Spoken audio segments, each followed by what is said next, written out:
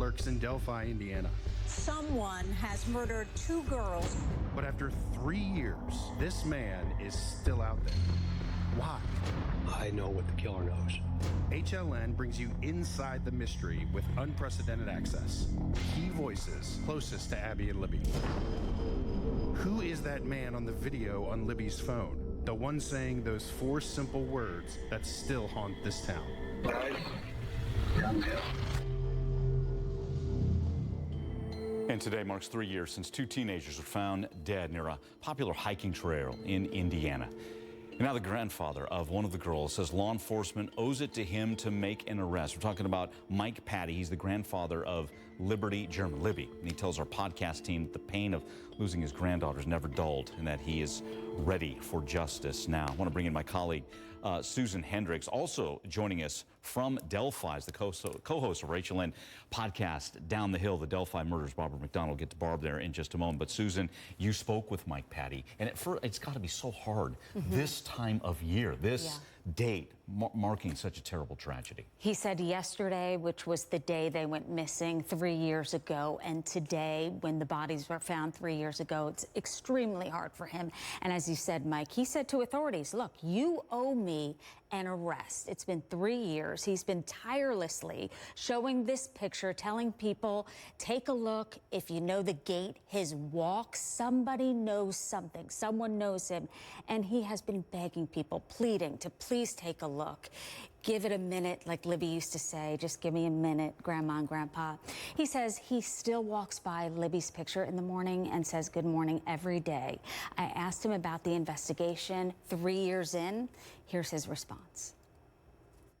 What do you want from police? I want an arrest. That's kind of what they owe me. You know, that's kind of the way I look at it. That's what the law enforcement, they owe me an arrest to bring this person to justice. 3 years in. Does it get difficult to take pleading to the public? I mean, yes, it's difficult. I mean, in reference to the, you know, how we live day to day, man, it still cuts, and it's just as sharp today as it ever was. I'm hoping that as years go by and hopefully we catch this guy and the person responsible, that'll help them. And then they say time heals all wounds, but boy, this one here sure has cut hard and deep in it. It just hasn't healed.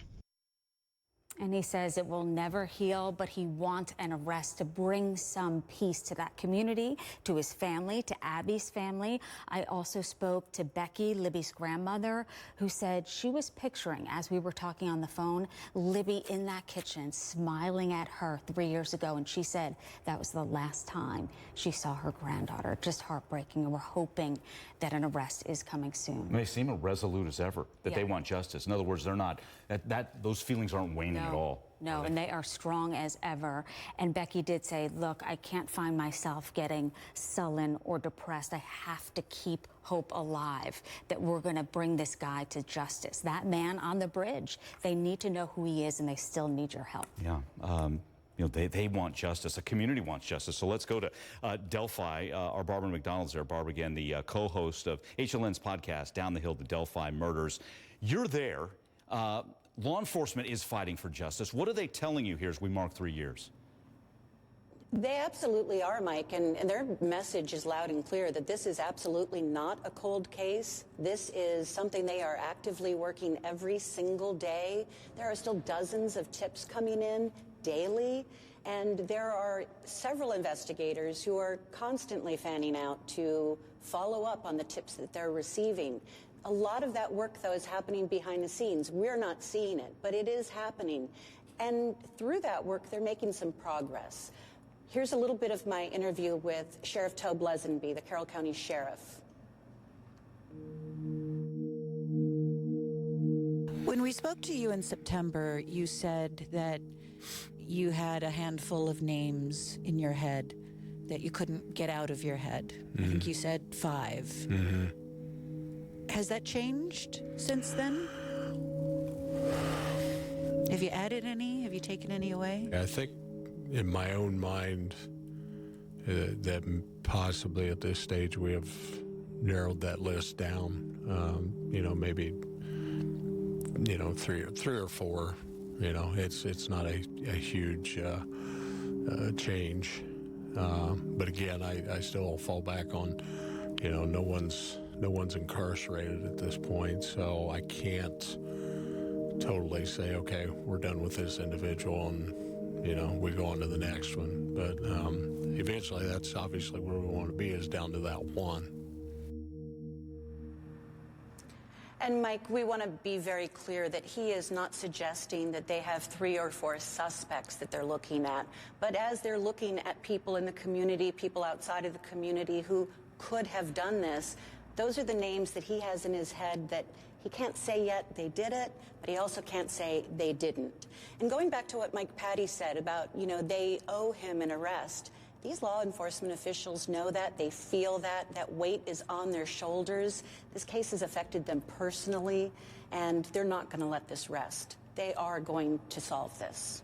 Yeah, we've seen and heard the emotions in past press conferences. But you're there in Delphi. You've been there for the past few days now. What are people saying as we're 3 years in and still no answers? You know, it's on the minds of everyone in this community. There are signs, there are ribbons on the lamp posts along Main Street. We're in the Carroll County Courthouse right now. There are flyers up for the girls in here, on storefronts, signs around town. It's all over. And people are thanking us for being here and for sharing this story with the public, because that's what's needed to get some resolution here. In order to get this solved, they need more people to hear this story. They need people to call that tip line with good, solid information that they have, and that's how they're going to solve this. All right. Barbara, great work. Barbara McDonald joining us from Delphi. Susan, thank you as well. I want to remind everybody, episode 3 of Down the Hill, the Delphi Murders podcast, is available now on Apple Podcasts. New episode coming out every Wednesday.